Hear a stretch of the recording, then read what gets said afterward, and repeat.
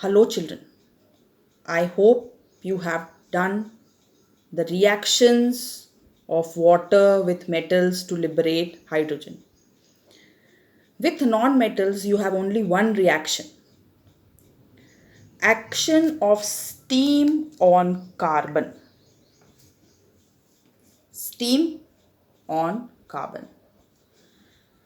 When carbon reacts with steam, H2O, it gives me CO plus H2. This combination of carbon monoxide and hydrogen is also called water gas. Is also called water gas. Now, you will write the next heading. Action of steam on non-metals. Number 1 with carbon, and you are going to write the equation.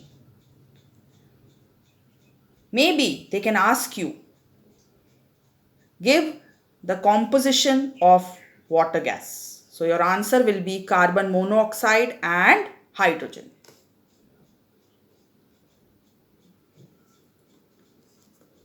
After this, next is the application of activity series in the preparation of hydrogen.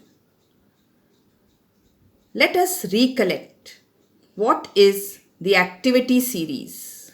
The metals are arranged in decreasing order of the reactivity such that the most reactive is placed at the top and the least reactive is placed at the bottom. So the definition goes, arrangement of metals in decreasing order of reactivity in the form of a series is called activity or reactivity series of metals. K, Na, Ca, Mg, Al, Zn, Fe, Pb, H, Cu, Hg, Ag, A. Now here you will think why hydrogen is in the activity series. The reason is here. Hydrogen is a non-metal, but it can form a positively charged ion, hence it is placed in the activity series. The ability of metals to reduce water to hydrogen also decreases as we go down the series. You have done the reactions K, Na, Ca. They are so reactive that they react with cold water. Mg with boiling water, steam.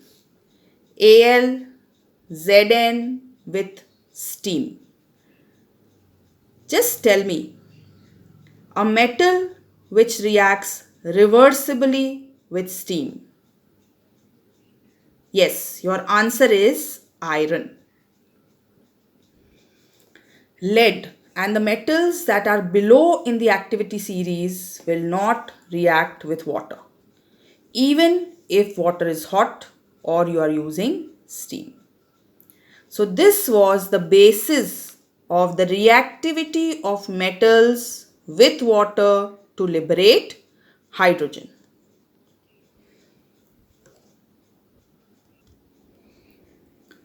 Till now we have prepared hydrogen from metals and carbon, a non-metal, using water. Now your next topic is displacement of hydrogen from dilute acids. Which acids we should take? First, let us discuss on that. We will take dilute hydrochloric acid and dilute sulfuric acid. We cannot take nitric acid because nitric acid, instead of forming hydrogen, it will oxidize hydrogen to water.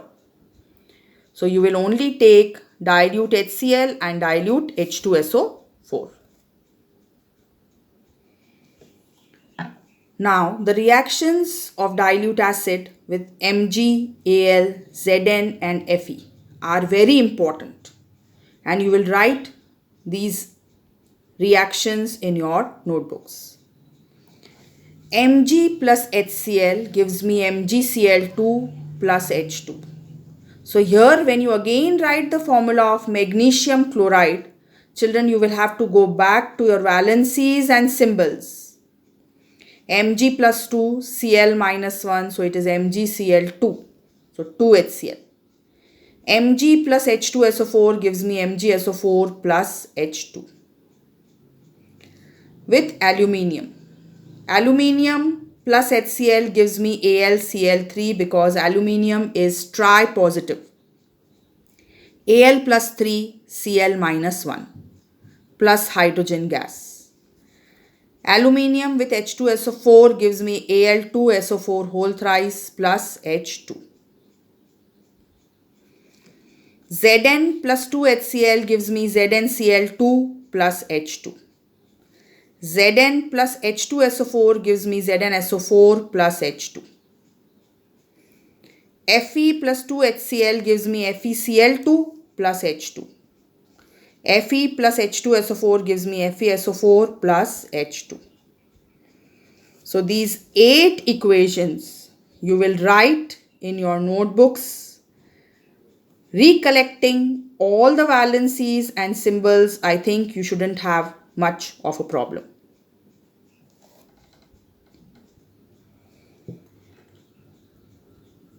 Now, why other metals are not used? Because sodium and potassium will react violently or explosively with the acids. Calcium and magnesium are not preferred because they are expensive in nature. Aluminium we do not use because sometimes a coating of aluminum oxide is formed, which is an insoluble coating, and the reaction will not take place further. Iron is not used because hydrogen which is produced will contain some impurities. Lead. Lead will react with dilute sulfuric acid and hydrochloric acid. But in both the cases, insoluble salts are formed, PbSO4, PbCl2. So further reaction will not take place. Next is a very, very important point. Hydrogen cannot be prepared from metals which lie below in the activity series. Why? Because these metals will not displace hydrogen from the acids. This is very, very important.